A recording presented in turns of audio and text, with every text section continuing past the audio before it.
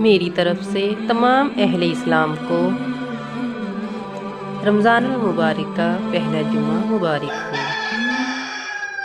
رسول اللہ صلی اللہ علیہ وآلہ وسلم نے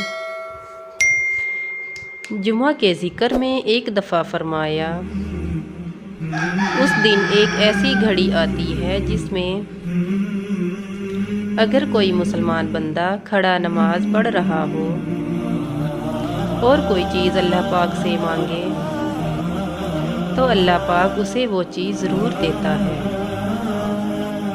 ہاتھ کے اشارے سے آپ نے بتلایا کہ وہ سات بہت تھوڑی سی ہے۔ یا اللہ، اس بابرکت دن کے صدقے ہمارے کبیرہ اور صغیرہ گناہوں کو معاف فرما، آمین ثم آمین۔